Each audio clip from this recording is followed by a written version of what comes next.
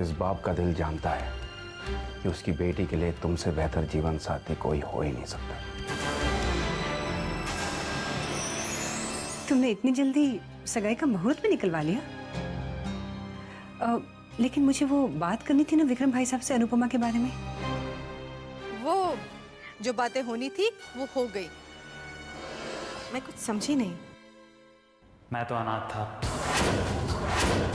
जन्म देने वाली माँ ने जन्म देते ही मुझे अनाथ आश्रम के दरवाजे पे छोड़ दिया था। शारदा माँ ने मुझे इन्हीं के अनाथ आश्रम से गोद लिया था। किसी ने मुझे अपनी बदकिस्मती समझ के अनाथ आश्रम के बाहर छोड़ दिया था। पर शारदा माँ की ममता ने मुझे अपने आंचल में समेट लिया। मैं 5 साल का था जब शारदा माँ ने मुझे अपना के इस अनाथ की तो जिंदगी ही बदल दी। हाँ माया जी, जिस तरह शारदा जी ने एक अनाथ बच्चे को अपने सीने से लगाया, ऐसा तो बहुत कम लोग करते हैं, बहुत ही कम। शारदा जी ने अपने सगे बेटे इंद्रजीत और चैतन्य में कभी कोई फर्क नहीं होने दिया। जब शारदा जी ने इसे गोद ले लिया तो मुझसे ज्यादा खुश कोई नहीं था, क्योंकि मैं जानती थी कि शारदा जी से बेहतर माँ दुनिया में कोई और हो ही नहीं सकती।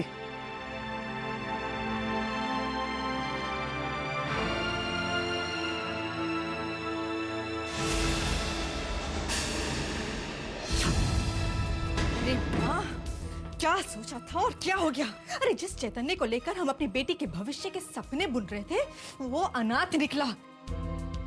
वो शारदा जी का बेटा नहीं है, उनके रहमो करम पर पला हुआ एक नौकर है, नौकर। बिल्कुल ना। तो आप सोच, इतनी सिग्निफिकेंट बात भला शारदा जी को हमसे छिपानी चाहिए थी। ओफो माँ, तुम ये सोचो कि अब हम क्या करें, क्योंकि सगाई के मुहूर्त के कुछ घंटे बाकी रह गए हैं। अरे कैसे बांध दो अपनी फूल सी बच्ची को उस अनाथ के पल्ले में? और मेरी तो समझ में नहीं आ रहा।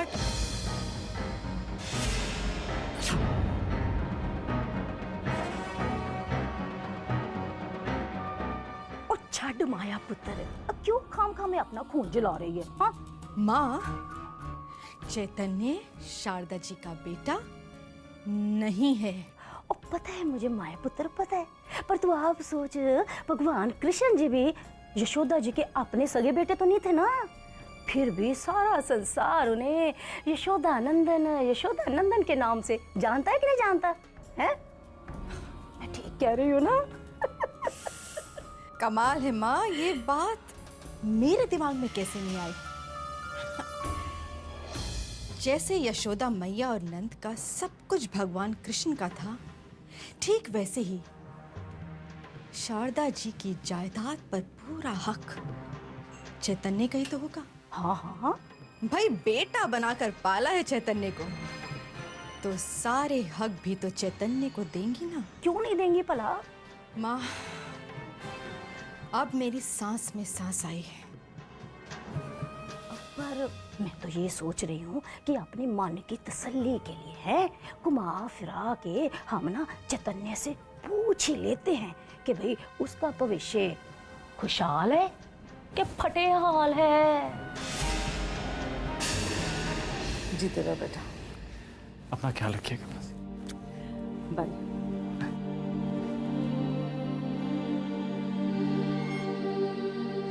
चैतन्य बेटा, गायत्री जी चली क्यों गई? कम से कम उन्हें अपने सगाई तक तो रोक ही लेते ना।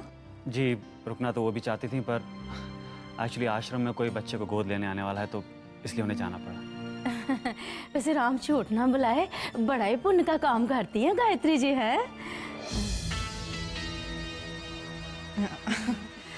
हाँ बेटा, शारदा जी के लिए तो पहले से हमारे दिल में बहुत इज्जत थी, मगर अब वो इज्जत और भी बढ़ गई है। सो तो है माया पुत्र, पर राम झूठ ना बुलाए, देखने वाली बात तो ये है कि भी शारदा जी का अपना सगा बेटा तो इंद्रजीत ही है ना, है? पर उन्होंने चैतन्य में और इंद्रजीत में कभी कोई फर्क रखा है? नहीं ना। और जो हक इंद्रजीत को दिए वो चैतन्य पुत्र को भी दिए होंगे, मतलब जमीन जायदाद कारोबार वगैरह वगैरह में, है कि नहीं? जी, शारदा माँ ने कभी भी हम दोनों में फ़र्क नहीं किया। हर चीज़ में हम दोनों को बराबर की हिस्सेदारी दी।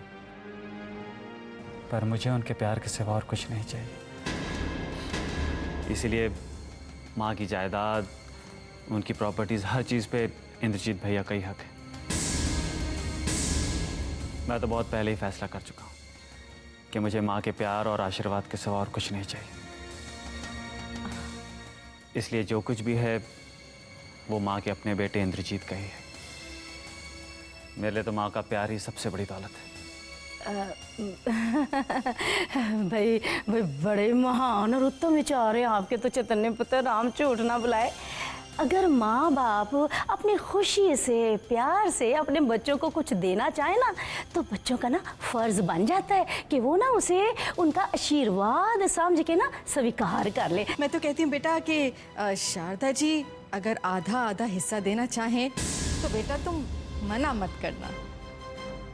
कहीं उन्हें ऐसा ना लगे कि तुम उन्हें अपना नहीं समझते हो। आपका कहना भी अपनी जगह सही है, पर माँ को मेरी इस बात का बुरा नहीं लगता, बल्कि उन्हें तो ये फ़ख्र होता है कि मैं अपनी मेहनत से अपना एक मुकाम, अपनी एक जगह बनाना चाहता हूँ। वो सब तो ठीक है चैतन्य पुत्र, पर कानूनी तौर पर तो आपका कोई हक मतलब है ना? जी नहीं, अब तो कानूनी तौर पे भी सब कुछ माँ के अपने बेटे इंद्रजीत का ही है। और वैसे भी माँ ने मुझे इतनी ममता, इतना प्यार दिया है कि उससे बड़ी दौलत तो कोई हो ही नहीं सकती ना।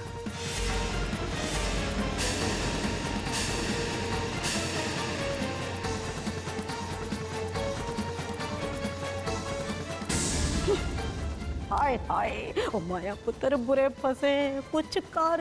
राम राम राम। क्या कर रहे हैं आप? मिठाइयाँ जल्दी भेजिए ना, और बादाम और पिस्ते वाली बर्फी मत भूलिएगा। ओके। क्या बात है माया, तुम परेशान सी लग रही हो। सुनिए जी, मुझे अभी भी एक बात पता चली है। कैसी बात? कौन सी बात? चैतन्य ने खुद हमें बताया है कि वो एक अनाथ है और शारदा जी ने उसे। चुप माया, ये बात किसी से मत कहना, भूल कर भी नहीं। इसका मतलब है कि आप इस बारे में पहले से जानते हैं? तो आपने ये बात मुझे क्यों नहीं बताई? क्या बताता? और वैसे भी इसमें बताने वाली बात ही क्या है? सुनिए जी, हम अपनी बेटी का हाथ एक अनाथ के हाथ में कैसे दे सकते हैं? वो अनाथ नहीं है माया, शारदा भाभी उसकी माँ है। शारदा भाभी की ममता मिली है उसे। पर प्लीज माया, बस अब मैं इस टॉपिक पर और कोई बात नहीं करना चाहता, प्लीज। ठीक है, मैं ये बात भूल जाती हूँ, मगर चैतन्य ने कहा था कि वो शारदा जी की जायदाद और उनकी बिजनेस में से हिस्सा नहीं लेगा। वो कह रहा था कि वो अपने बलबूते पर, अपनी मेहनत और अपनी ईमानदारी से जिंदगी की मुश्किलों का सामना करना चाहता है। अब आप खुद ही सोचिए ना, हम अपनी बेटी का हाथ उस इंसान के हाथ में कैसे दे सकते हैं जिस इंसान के हाथ ही खाली है? हे भगवान, इस बात का कुछ तो असर हो इन पर। देखो माया, जो हाथ मेहनत करना जानते हैं वो हाथ भला खाली कैसे हो सकते हैं? और वैसे भी चैतन्य के साथ शारदा भाभी का आशीर्वाद है, हमारा आशीर्वाद है, और मुझे नहीं लगता कि रिधिमा के लिए हमें चैतन्य से बेहतर लड़का मिलेगा। मैं तो बहुत खुश हूं कि चैतन्य जैसा होनहार और खुददार लड़का हमारा दामाद बनने जा रहा है। रिलैक्स रिलैक्स माया। हाँ, खुशी मनाओ माँ। और इन्हें देखो, बहुत ही खुश है। उन्हें लगता है कि लड़का बड़ा ही खुददार है। अरे खुददार खाक है, कंगाल है कंगाल। ओ माया पुत्र तो बिल्कुल ठीक कह रही है। ओ दामाद जी चैतन्य को चाहे लाख हीरा कहें, और फिर है मुँह से हीरे का। अगर वो हमारी हीरे जैसी रिधमा को हीरे नहीं पहना सकता तो हमारे लिए तो कोयले से बदतर हुआ ना है। ओ माया पुत्र, हमारे पास वक्त बहुत थोड़ा है, और कहीं ऐसा ना हो कि अपने बिछाए हुए जाल में हम खुद ही फंस के रह जाएं।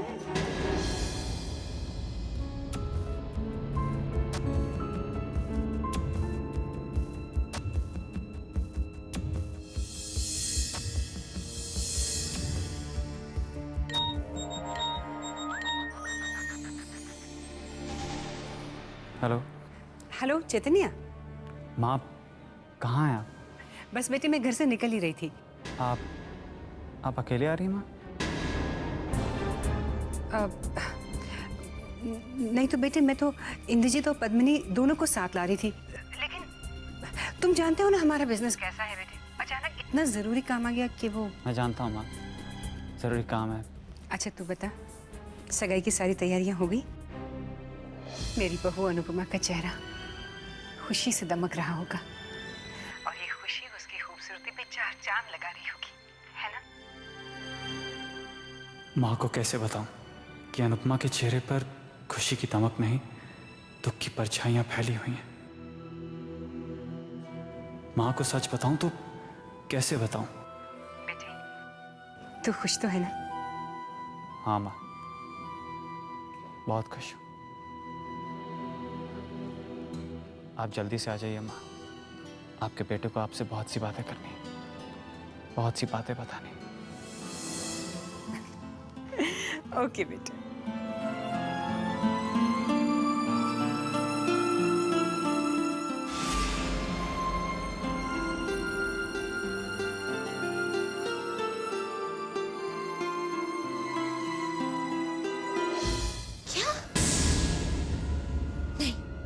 ये नहीं हो सकता। हाँ बेटा, चैतन्य ने खुद अपनी जबान से हमें बताया है।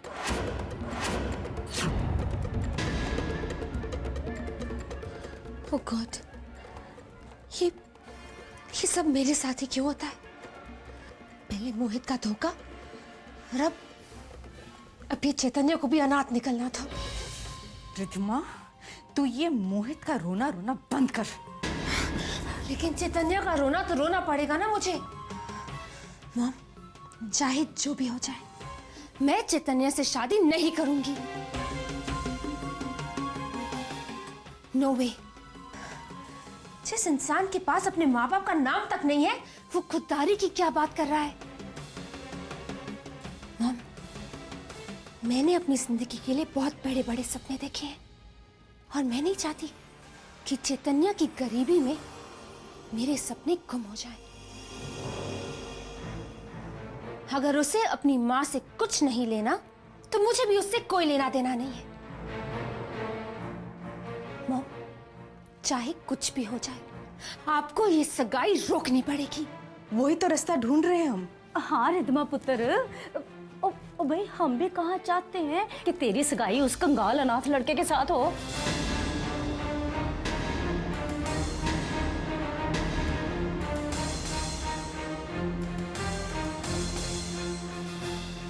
क्या है, क्या बात है भाई? हैं? जी वो रिद्धिमा की सहेलियां आई हैं, उसे नीचे बुला रही हैं। तो ठीक है, जा उनके पास बैठ, चाय पानी पूछ और कह दे रिद्धिमा भी नहीं आ सकती। और जा, अब जा, कह दे रिद्धिमा भी नहीं आ सकती। और जा।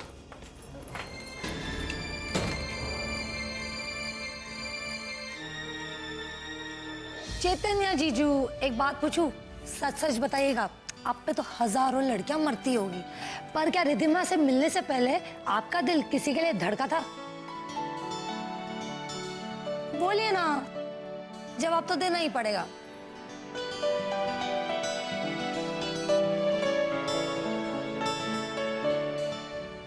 दिल के कुछ राज राज ही रहने दीजिए। क्यों जानना चाहते हैं? जिसके लिए दिल धड़का था वो जानते हैं, मैं जानता हूं, उतना ही काफी। क्यों अनुपमा, मैं सच कह रहा हूं। एक्सक्यूज मी, मुझे मेरी सगाई के लिए तैयार होना है, मुझे चलना होगा। सी यू लेटर। वाह अनुपमा, क्या तुम जानती हो किसके लिए धड़का था चैतन्य जीजू का दिल?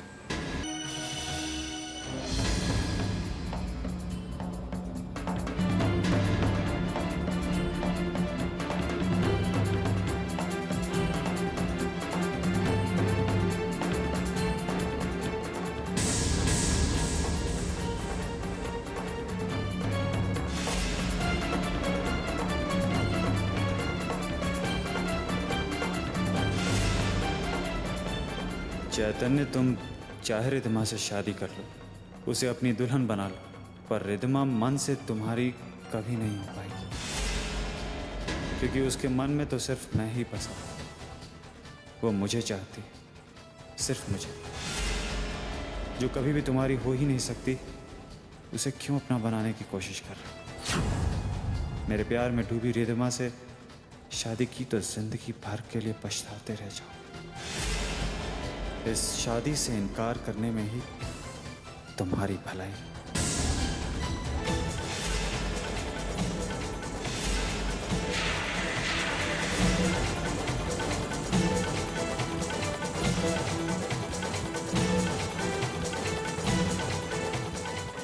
अरे चैतन्य बेटा, आओ ना। देखो बेटा, कैसी लग रही रिद्धिमा? अभी थोड़ी देर पहले मुझे कोई ये देखे क्या।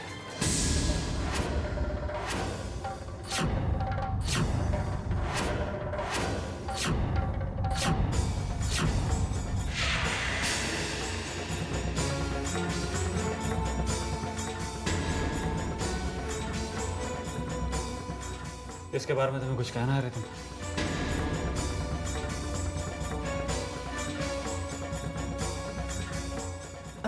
चैतन्य बेटा, मैं तुम्हें बताती हूँ।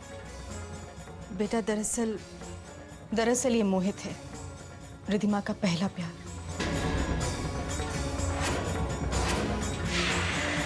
दोनों का अफेयर था एक दूसरे के साथ।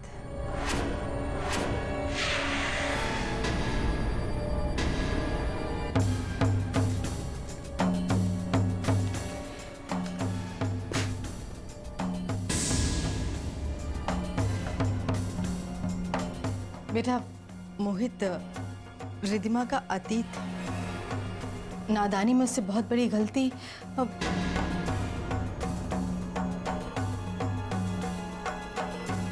आंटी, रिद्धिमा का क्या अतीत है या अतीत में उससे क्या नादानियां हुई, मुझे इससे कोई लेना देना नहीं। मुझे तो खुशी और तसल्ली इस बात की है कि रिद्धिमा अब सिर्फ मुझसे प्यार करती है। वो किससे प्यार करती थी मुझे इससे कोई फर्क नहीं पड़ता। हाँ बेटा, ये तो बहुत अच्छी बात है कि तुम्हें कोई फर्क नहीं पड़ता, मगर अब तुम सच्चाई जान ही गए हो तो मैं तुमसे कुछ नहीं छुपाऊंगी। बेटा रिद्धिमा तुम्हें पसंद जरूर करती है, मगर आज भी मनी मन वो मोहित को चाहती है। आंटी, ये महज आपकी सोच है। मैं रिद्धिमा की आंखों में साफ देख सकता हूं कि उसके दिल में मेरे लिए सच्चा प्यार है।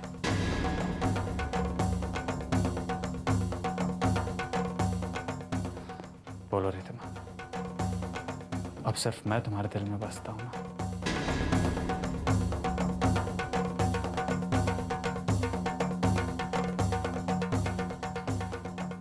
देखा आंटी, रिद्धिमा, मैं आज तुमसे एक वादा करता हूं। हमारे आने वाली जिंदगी में तुम्हारे अतीत का कभी कोई जिक्र नहीं आएगा। आंटी, आप निश्चिंत होकर सगाई की तैयारियां करिए। ऐसी छोटी छोटी बातें हमारी सगाई में रुकावट नहीं बन सकती। हाँ बेटा।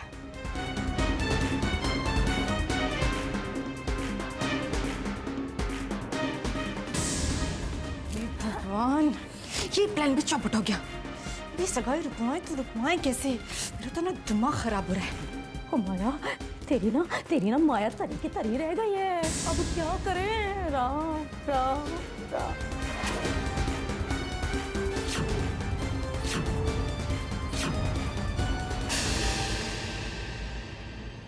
पापा को सब कुछ पता तो नहीं चल गया?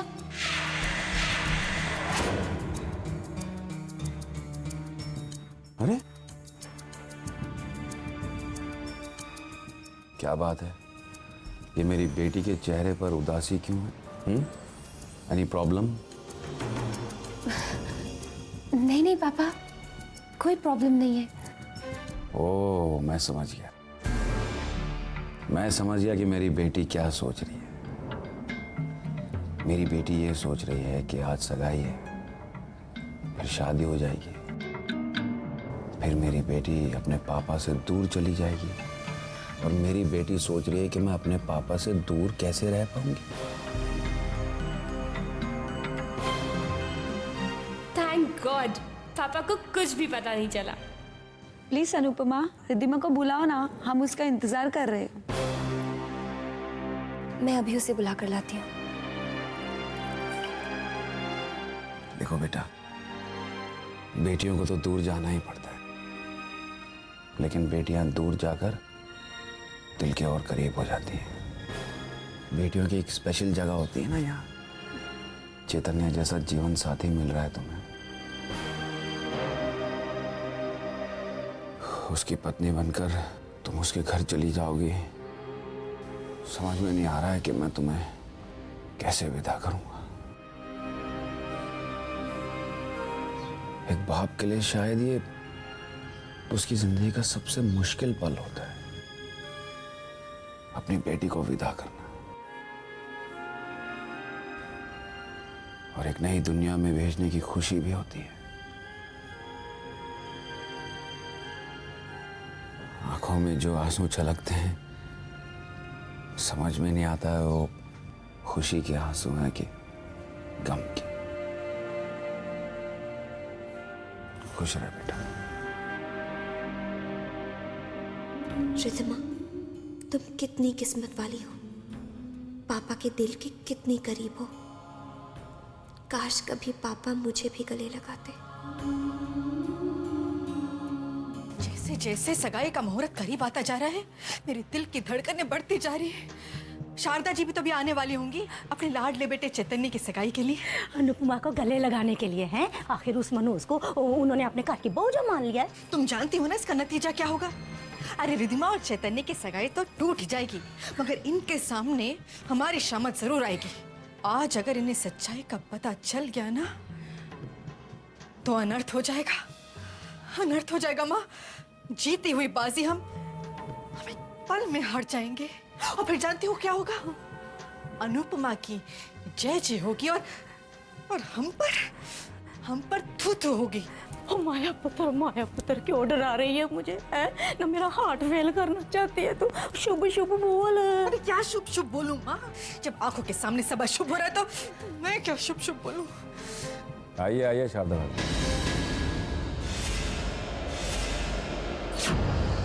देखिए ना शारदा भाभी, अब हम लोग समधी हो गए हैं। फोन पर तो बातें होती रही, लेकिन आज एक दूसरे को आमने सामने मुबारकबाद दे देते हैं। आपको भी बहुत बहुत मुबारक हो भाई साहब। नमस्ते माया। देखा, मैं आ गई ना सगाई के वक्त पे।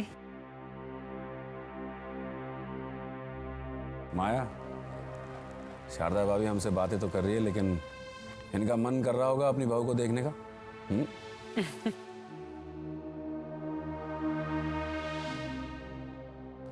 जाओ बुला के लाओ इनकी बहू को। अंकल, मैं बुला के ले आता हूं।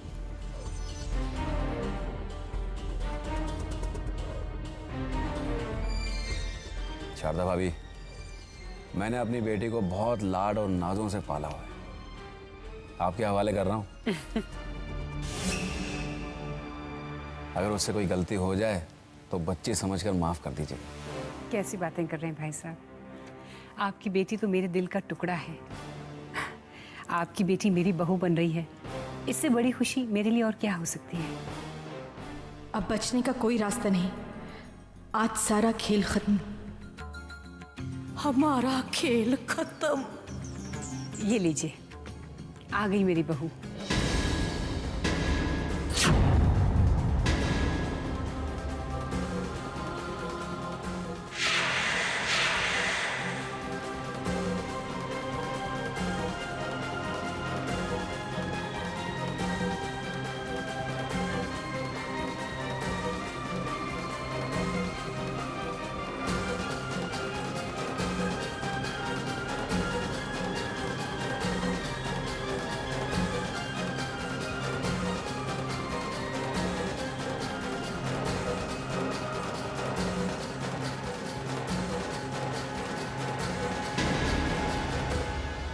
अब शारदा जी जाकर अनुपमा के सर पर हाथ रख देंगी और सब खत्म हो जाएगा।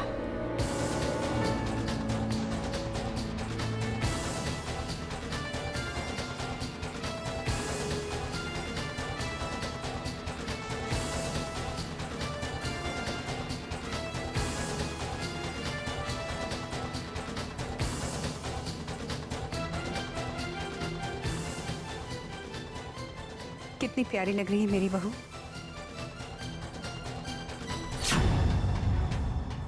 है ना बेटी?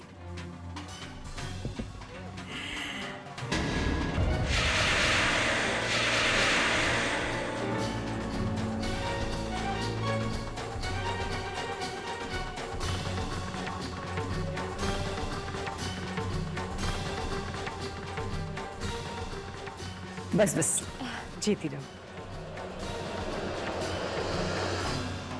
है ही इतनी प्यारी मेरी बहू।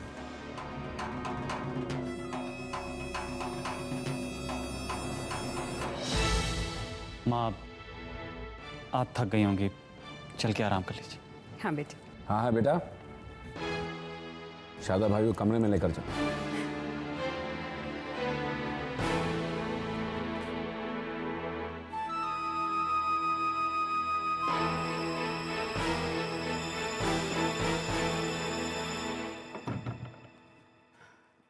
अब बता बेटे, ये सब क्या हो रहा है? क्यों तूने मुझे फोन करके कहा कि विक्रम भाई साहब के सामने मैं ऐसा नाटक करूं कि रिद्धिमा मेरी बहू है? आओ माँ, बैठो।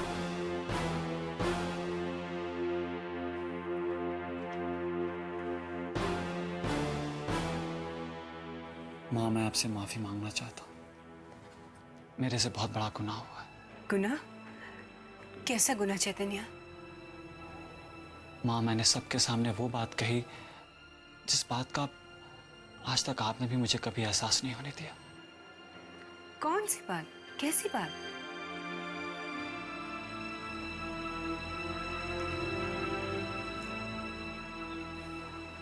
यही कि मैं अनाथ हूं।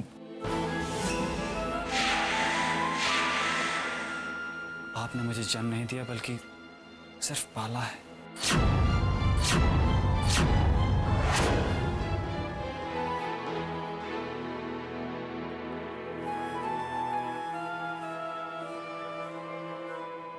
अगर तूने खुद ये बात सबको बता दी है तो उसके पीछे जरूर कोई कारण होगा। मुझे अपने बेटे पे पूरा विश्वास है। वो कभी कोई ऐसा काम नहीं करेगा जिससे उसकी माँ का दिल दुखे। लेकिन वो कारण मैं जानना चाहूंगी बेटे। माँ, उसकी वजह अनुपमा है। अनुपमा पे होने वाली ज्यादतियां हैं।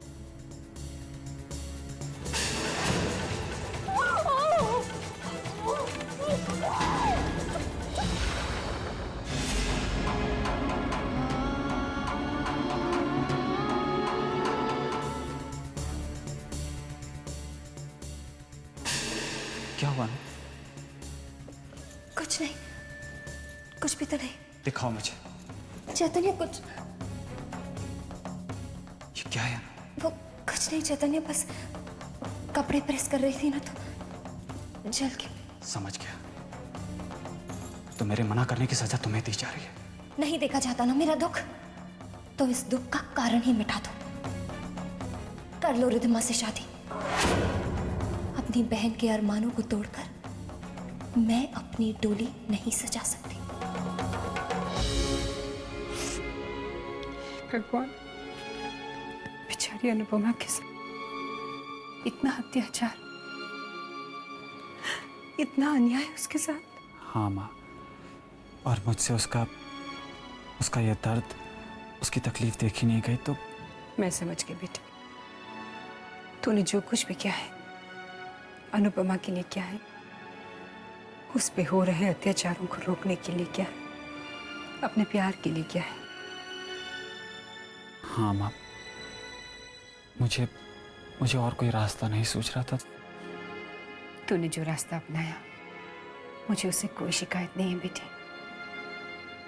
बस अब मेरा एक काम करते, अनुपमा को मेरी बहू बनाकर टोली में बिठाकर मेरे घर ले आ बेटी। मेरे दिल का हिस्सा तो वो बनी चुकी है, अब उसे मेरे घर का, मेरे परिवार का हिस्सा बना ले।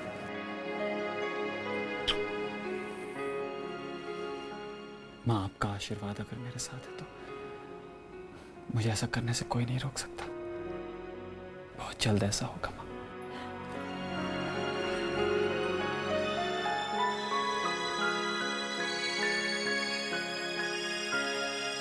को रिद्धिमा। मेरे रुकने से क्या होगा मॉम? तंग आ गई मैं सबसे। सगाई का मुहूर्त सर पे आ रहा है और ऊपर से वो शारदा आंटी है, मुझे मेरी बहू कह के मेरा दिमाग खराब कर दिया उन्होंने। और एक पापा है, देखा है उन्हें? चैतन्य जैसा दामाद पाने की खुशी उनसे संभाली नहीं जा रही है। और एक आप दोनों हैं, आप दोनों तो सच्चाई जानती हैं, फिर भी इसे रोकने के लिए कुछ कर नहीं रही हैं। तो फिर मुझे जाकर कुछ ना कुछ करना पड़ेगा ना। जब से चैतन्य ने मुझे उसके बारे में सब कुछ बताया है, मैं तो उसकी शक्ल तक नहीं देखना चाहती। मैं जा रही हूँ। पागल लड़की, तू पापा की इज्जत का तमाशा बनाएगी तू? चल अंदर आ मेरे साथ। चल अंदर। रिद्धिमा शादी नहीं करना चाहती? क्यों?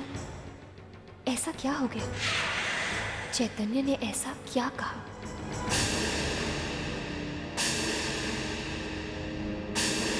चैतन्य, तुम मेरी बात का जवाब क्यों नहीं दे रहे हो? मुझे बताओ कि तुमने रिद्धिमा से क्या कहा? चैतन्य, तुम्हें मुझे बताना ही होगा। सिर्फ एक सच कहा।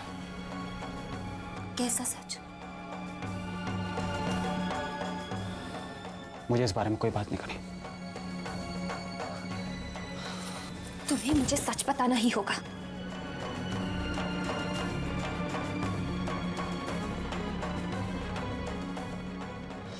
तो सुनो, मैंने उनसे यह कहा कि मैं एक अनाथ हूं। शारदा माँ ने मुझे जन्म नहीं दिया, सिर्फ पाला है।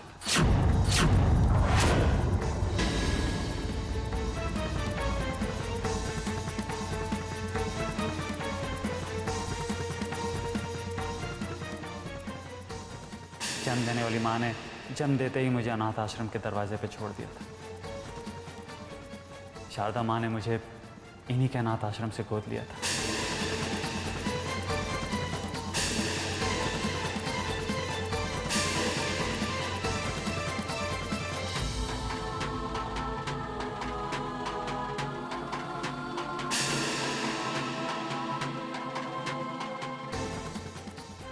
अब तुम सच्चाई जान ही गए हो तो मैं तुमसे कुछ नहीं छुपाऊंगी। बेटा, रिद्धिमा तुम्हें पसंद जरूर करती है, मगर आज भी मनी मन वो मोहित को चाहती है।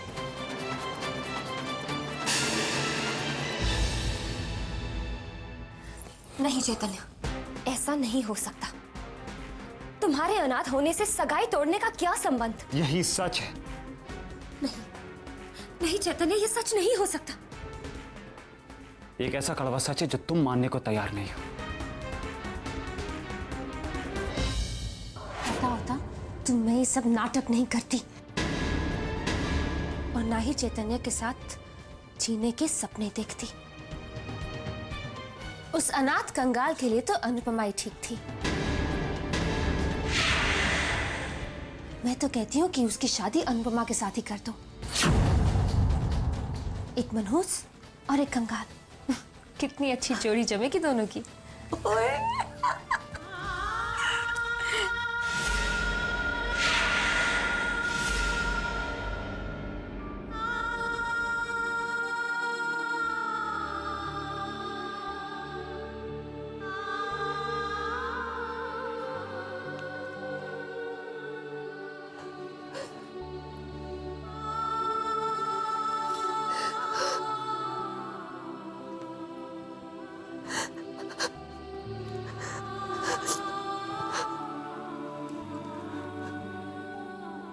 मैंने झूठ नहीं कहा था। उन्हें चैतन्य से नहीं, चैतन्य की दौलत से प्यार था, इस अनाथ से नहीं।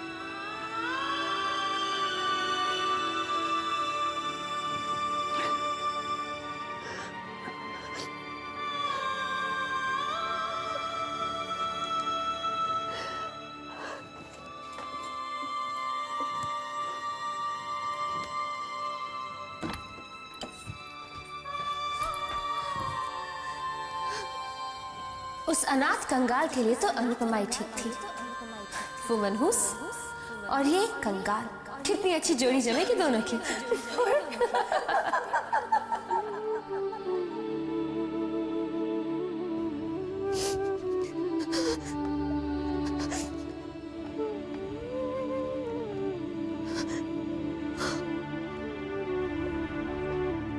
मुझे माफ कर दो चैतन्य, मुझे माफ कर। मैंने तुम पर विश्वास नहीं किया। तुमने जो कहा था ठीक था। मेरी ही आंखों पर गलतफहमी का पर्दा पड़ा रहा।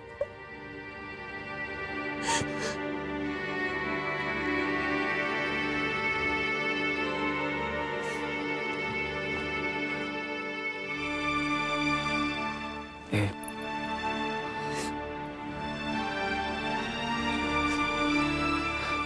बस अनु, और मत रो। मैं तो सिर्फ तुम्हारी आंखों को एक सच्चाई दिखाना चाहता था,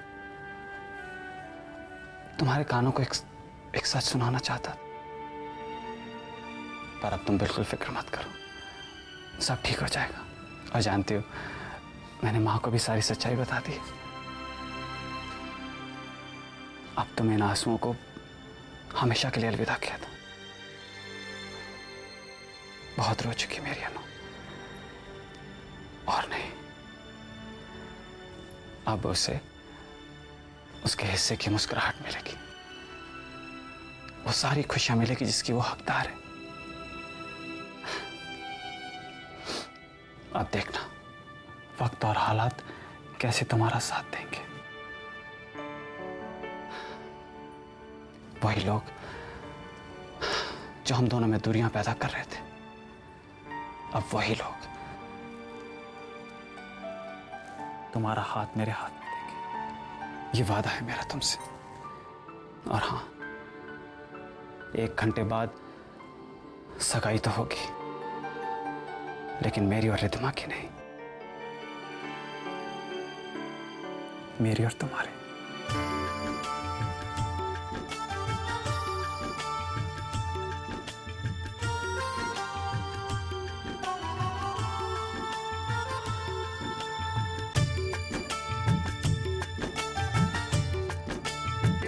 इधर आइए। ये फूल ना जाके माँ को दीजिए। Thank you.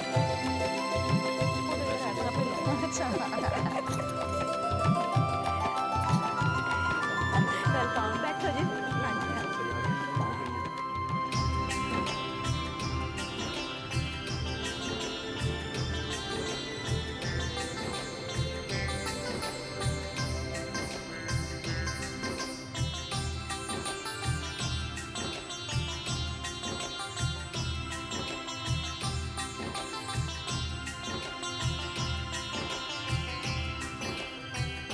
रिद्धिमा इतनी खुश क्यों लग रही है?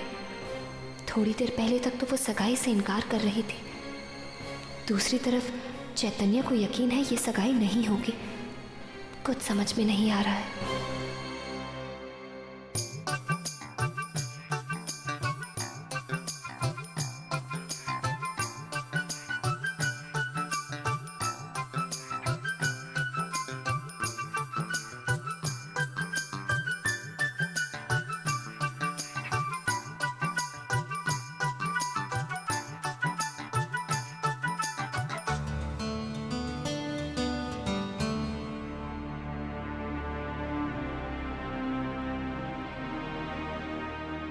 हाँ, फ्रूट्स चाहिए और मिठाई। माँ, ये तो माया आंटी बहुत खुश और रिलैक्स लग रही है। मैं भी यही सोच रही हूँ बेटे, मुझे भी यही परेशानी हो रही है। सडनली इनके चेहरों पे खुशी की ये चमक क्यों आ गई है? माँ, इस घर में रहते रहते मैं माया आंटी की हरकतों से अच्छे से वाकिफ हूँ। उनका इस तरीके से खुश लगना साफ जाहिर करता है कि उन्होंने ज़रूर कोई बहुत बड़ा और फुल प्रूफ प्लान सोच के रखा है।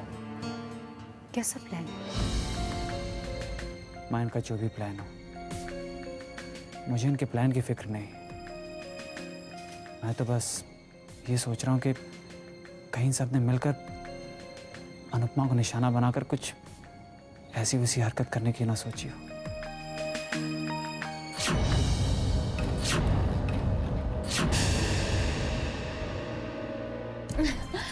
दीदी देखो ना कैसी लग रही हूँ मैं।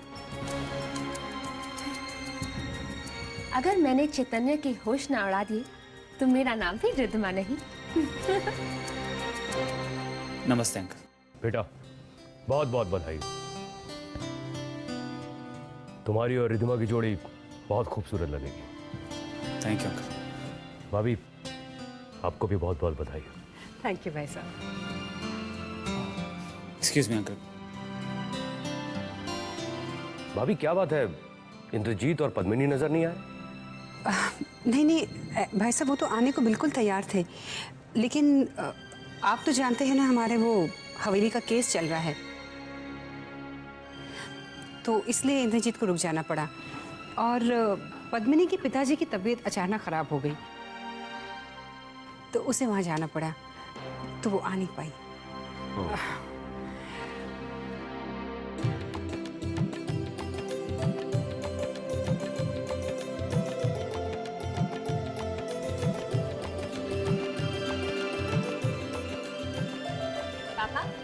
कैसी लग रही हूँ मैं? वैसे ही जैसे हमेशा लगती हो। मतलब? मेरा मतलब है बहुत सुंदर, बहुत प्यारी लग रही हो। बस इतनी सी तारीफ? अरे भाई मेरी बेटी लाखों में एक लग रही है। बस लाखों में एक? नाराज क्यों होती हो लाटो? अरे भाई मेरी बेटी करोड़ों में एक लग रही है। बस करोड़ों में एक? बस बस बस, अब इससे ज्यादा मैं गिनती नहीं गिन सकता। बस इतना कहना चाहता हूँ कि इस दुनिया में मेरी बेटी जैसी कोई नहीं। मेरी बेटी को दुनिया की सारी खुशियां मिले। Thank you dad. God bless you बेटा।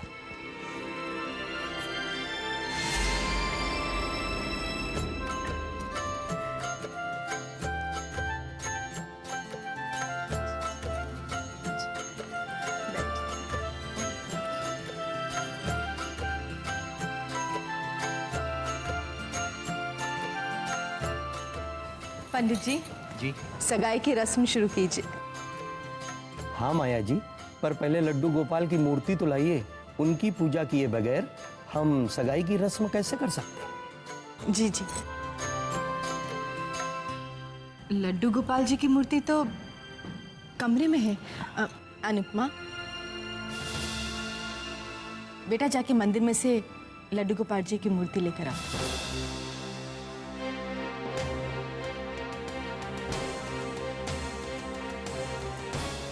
जाना बेटा।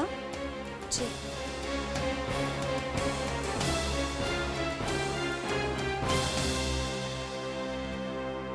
माया पुत्र क्या हो गया है तुझे?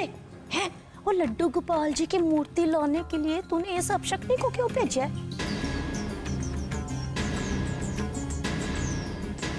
राम झूठ ना बुलाए, हमारे रिद्धिमा की सगाई के इस शुभ मौके पर अगर कोई अपशकुन हो गया तो? माँ चुप करो। मैंने तुमसे कितनी बार कहा है कि मेरी अनुपमा के बारे में इस तरह की बातें मत किया करो। ये शुभ मौका है, सब शुभ होगा। ओके।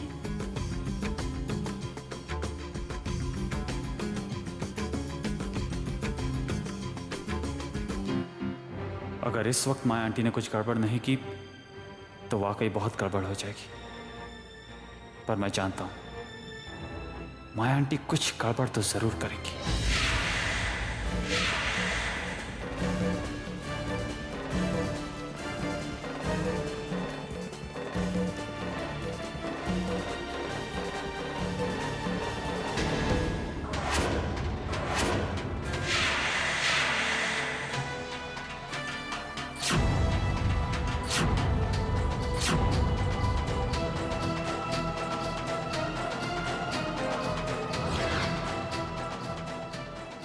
मूर्ति कहाँ गई?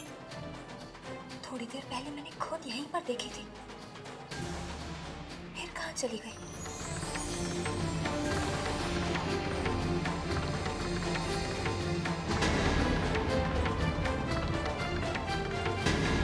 अनुपमा बेटा, ले आई मूर्ति तो? लाओ पंडित जी को दे दो।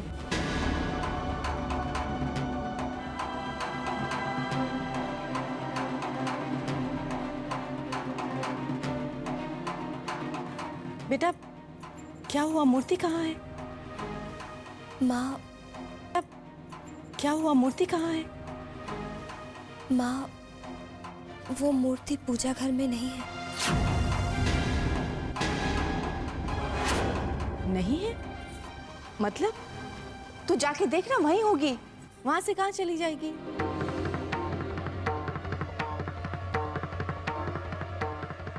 मैंने पूजा घर में सब जगह ढूंढ लिया, पर वहां नहीं है। राम राम राम, लो पड़ गया ना विघन।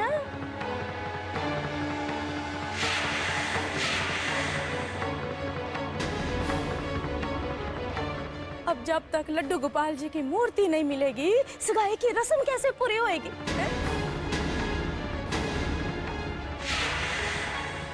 कहा था तुझे मैंने कि इस मनहूस अपशकुनी को मत भेज लड्डू गोपाल जी की मूर्ति लाने के लिए। ले, हो गया ना अपशकुन? राम। माँ चुप रहो तुम। एक तो वैसे यहाँ पे इतनी टेंशन चल रही है और तुम बोले चली जा रही हो। मूर्ति मैं ढूंढ कर लाती हूँ।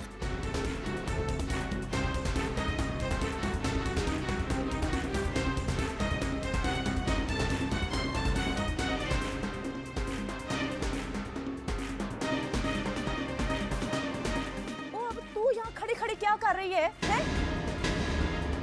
तो जा माया पुत्र की मदद कर लड्डू गोपाल जी की मूर्ति ढूंढने में। और जा भी अब।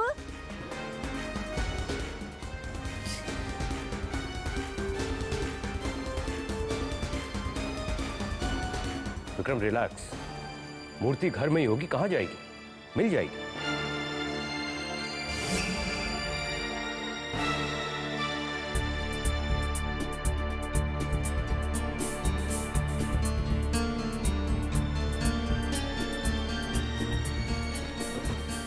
सुनिए जी, मैंने पूरा रूम देख लिया, लड्डू गोपाल जी की मूर्ति कहीं नहीं मिली।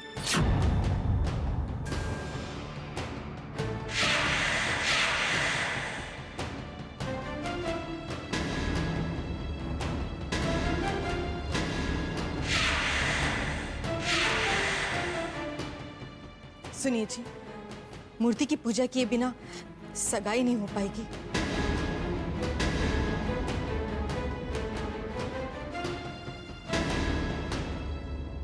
मैं तो कहती हूँ कि सगाई की रस्म को टाल दीजिए।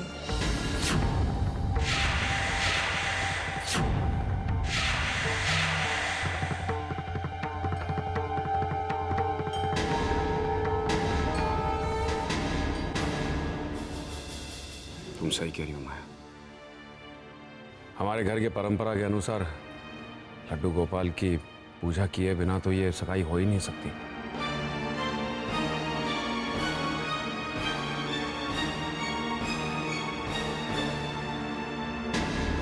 मैं जाकर शारदा भाभी से बात करता हूँ। फिलहाल इस सगाई को टाल देते हैं। जी।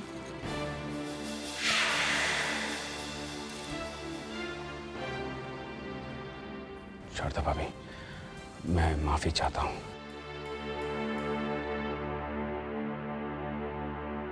ये सगाई हमें टालनी होगी। नहीं भाई साहब, अब ये सगाई हरगिज नहीं रुक सकती।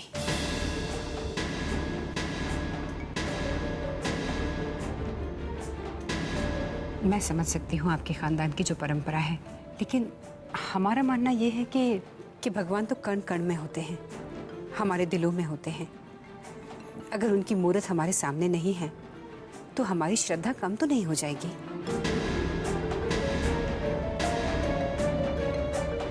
जब वो सामने नहीं होते तो क्या हम हाथ जोड़ के उनसे प्रार्थना नहीं करते हैं? मेरी बात मानिए, भगवान का नाम लीजिए और ये शुभ रस्म कीजिए, इसे टालिए मत।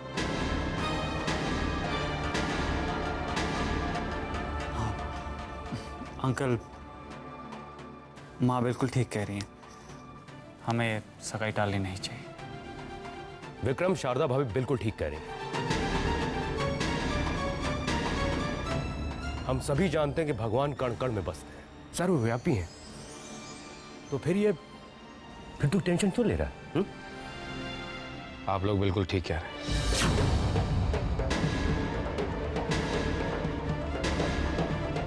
आप लोगों की बातों से सहमत होकर मुझे लगता है ये सगाई कर लेनी चाहिए हमें।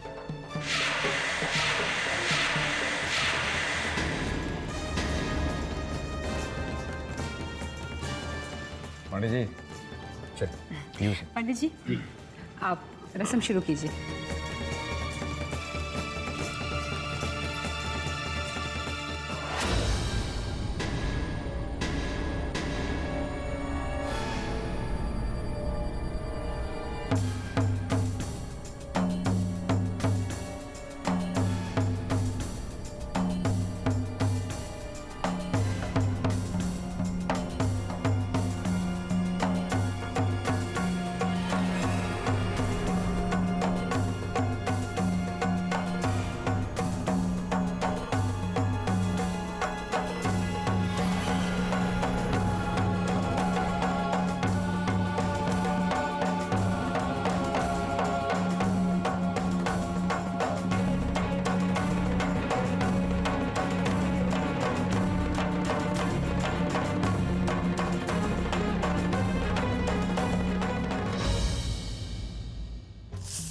माँ, ये लड्डू गोपाल जी की मूर्ति की चोरी का बहाना ही चैतन्य और रिद्धिमा की सगाई को तोड़ सकता था, मगर ऐसा कुछ नहीं हुआ। मुझे समझ में नहीं आ रहा मैं क्या करूं और ये सगाई को कैसे।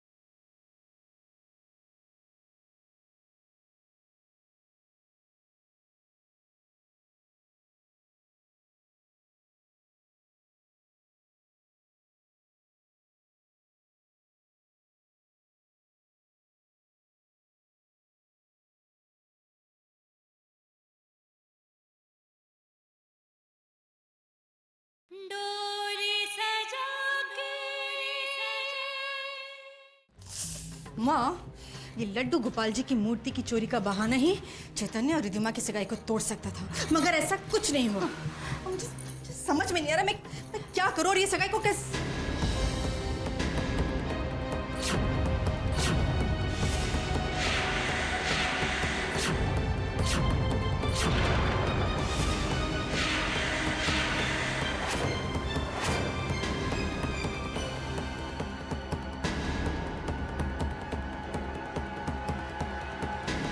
ये सब क्या हो रहा है माया?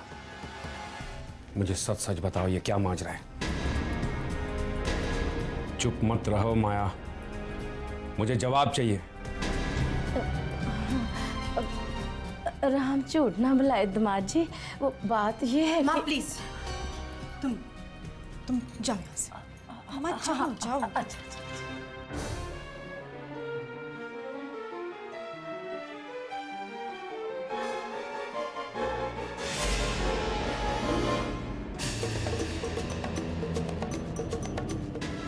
मूर्ति मिलने के बाद भी मैंने झूठ कहा कि मुझे मूर्ति नहीं मिली, और वो मैंने इसलिए बोला कि मैं नहीं चाहती कि रिद्धिमा और चैतन्य की सगाई हो। क्यों माया? क्यों? आप जानते हैं मुझे मूर्ति कहां से मिली? ये मूर्ति मुझे अनुपमा के कमरे से मिली। बहुत प्यार से समझाने के बाद, डांटने के बाद अनुपमा ने खुद मुझे बताया कि ये मूर्ति उसने चुराकर छुपाकर अपने कमरे में रख ली थी, क्योंकि अनुपमा नहीं चाहती थी कि चैतन्य और रिद्धिमा की सगाई हो। मेरे बहुत पूछने, बहुत समझाने के बाद खुद अनुपमा ने मुझे ये बताया कि वो चैतन्य से प्यार करती है। अब आप ही बताइए, ऐसे में मैं क्या करती? मेरी ममता, मेरा प्यार एक दोहराए पे खड़े थे। इसीलिए मैंने फैसला लिया कि अपनी बड़ी बेटी की खुशियों के लिए मुझे अपनी छोटी बेटी की कुर्बानी देनी पड़ेगी। ये बात सच है कि रिद्धिमा चैतन्य से बहुत प्यार करती है, अपनी जान से भी ज्यादा चाहती है उसे वो। मगर मुझे पूरा यकीन है, अगर रिद्धिमा को एक बात भी पता चला ना कि उसकी बहन भी चैतन्य से प्यार करती है, तो वो खुशी खुशी अपने प्यार की कुर्बानी दे देगी। मैं मजबूर करूंगी उसे, वरना क्या?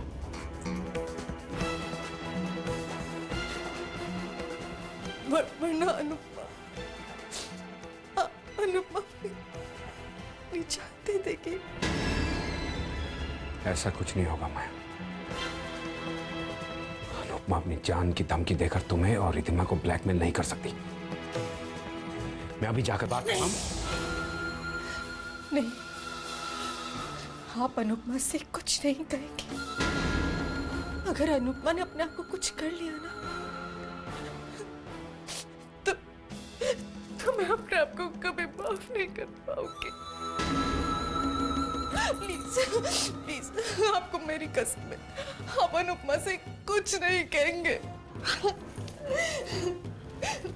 मैं आपसे अनुपमा की खुशियों की भीख मांगती हूँ। प्लीज मेरे ममता के दर्द को समझने की कोशिश कीजिए। मैं आपको अनुपमा की खुशियों का वास्ता देती हूँ। Please please. ये नहीं हो सकता माया। रिद्धिमा और चैतन्य की सगाई की रस्में शुरू हो गई हैं। अब कैसे हम ये